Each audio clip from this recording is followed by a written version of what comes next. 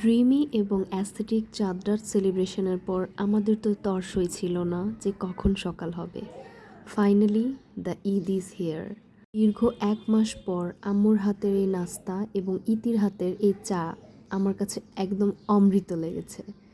এরপর আমি লাঞ্চের জন্য রান্না বসিয়ে দিয়েছিলাম। আমার হাতের মোরগ পোলাওটা আমাদের বাসার সবার পছন্দের, তাই আমি ভাবলাম আজকে স্পেশাল এটাই করি।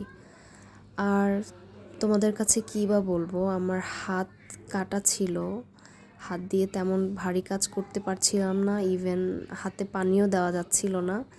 আমাকে সম্পূর্ণ কাজে আমার ভাগ্নি নাবিলা আমাকে অনেক হেল্প করেছে, ইভেন আম্মুও অনেক হেল্প করেছে। এর মধ্যে আমার হেল্পিং হ্যান্ড আন্টি আসেনি, তো উনি না আসাতে আমাদের এক প্রকার হ্যাসেলই হয়েছে বলতে গেলে। এরপর আমরা লাঞ্চ করে নেই সবাই একসাথে বসে। লাঞ্চ করার পর আমরা একটু বিকেলে রেস্ট করি। রেস্ট করার পর আমরা সন্ধ্যার দিকে বের হই সবাই একসাথে।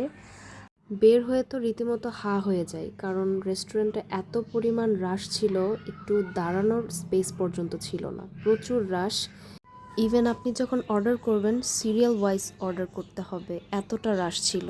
এরপর ফাইনালি একটা প্লেসে বসে আমরা অর্ডার করলাম। অর্ডার করে আমরা একটু গসিপ করছিলাম। তারপর আমাদের খাবার চলে এসেছিল। আমরা 2টো পিৎজা অর্ডার করেছিলাম, সাথে ড্রিঙ্কস ছিল। অত হেভি কিছু খাবো না, কারণ বাসাতে এমনিতেই অনেক হেভি খাওয়া হয়েছে। পিৎজা খাওয়ার পর আমরা বসে ভাবছিলাম এরপর এখান থেকে বের হয়ে কোথায় যাওয়া যায়। আমাদের সাথে আমাদের বেবিদের নিয়ে এসেছি, ওদের কথা মাথায় রেখে এমন একটা প্লেস চুজ করতে হবে যেন কোথাও ক্রাউড না হয়।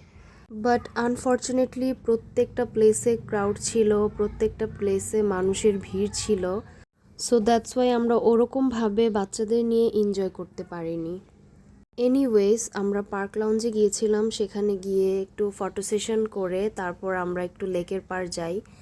আর লেকের পাড় এখানে একটা মামার ফুচকা খুবই ভাইরাল, তো আমরা সবাই ওনার কাছ থেকে ছোট ফুচকাটা অর্ডার করি। এটা খুবই মজা ছিল খেতে।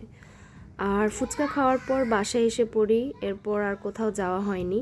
বাসায় এসে আমি আমার হাতে বানানো ডেজার্টগুলো ট্রাই করছিলাম, যেটা আমি চাঁদ রাতে বানিয়েছিলাম। আর পাশাপাশি আমি নাবিলাকেও বলছিলাম, নাবিলা তুমিও ট্রাই করো। বাট নো, ও একেবারেই মিষ্টি খেতে পারে না, আমার মতোই হয়েছে মেয়েটা। আমরা প্রায় 2টো অবধি আড্ডা দিয়েছি। তো এভাবেই আমার ঈদ ডে স্পেন্ড করি ফ্যামিলির সাথে। তোমাদের কেমন লেগেছে অবশ্যই জানাবে।